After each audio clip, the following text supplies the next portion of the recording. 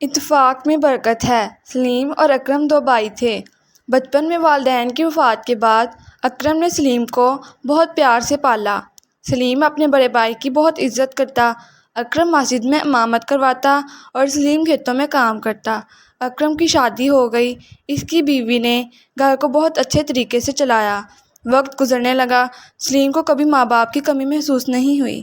اکرم نے سلیم کی شادی کا فیصلہ کیا اور وہ دن آ گیا جب سلیم اپنی دلہن لے کر آیا۔ اکرم بہت خوش تھا کیونکہ اس نے اپنا فرض ادا کیا۔ سلیم کی بیوی بہت الگ مزاج کی عورت تھی۔ اسے اکرم اور اس کی بیوی بچے ایک آنکھ نہیں بھاتے تھے۔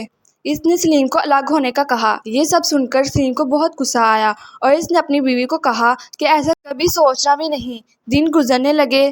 سلیم کی بیوی ہر وقت سلیم کو ایک ہی بات کہتی اور اکرم اور اس کی بیوی کو بہت برا بھلا کہا کرتی۔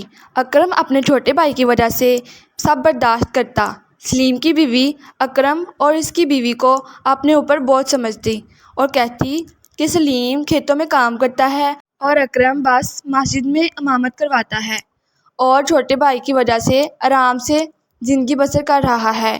یہ بات اکرم کو بہت بری لگی۔ اس نے سلیم کو الگ ہونے کا کہا۔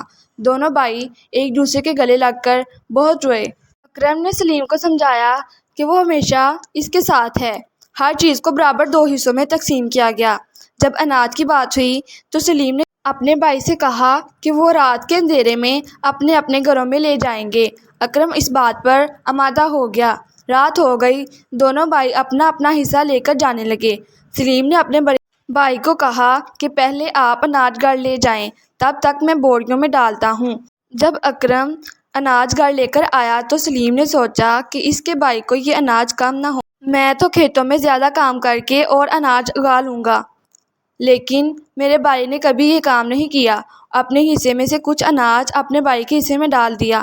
جب اکرم واپس آیا تو سلیم اناج اپنے گھر لے کر گیا۔ تب ہی اکرم کے دل میں خیال آیا کہ سلیم کو یہ اناج کم ہوگا۔ میں مسجد میں امامت کرواتا ہوں اور لوگ بھی میری مدد کر دیتے ہیں۔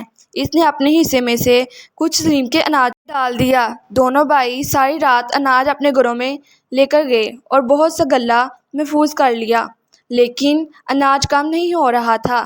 دونوں بھائی تھک کر چور ہو گئے۔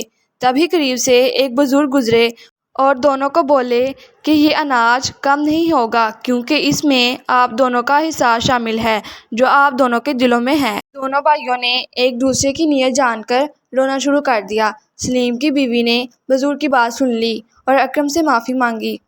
دونوں بھائی دوبارہ ہنسی خوشی رہنے لگے۔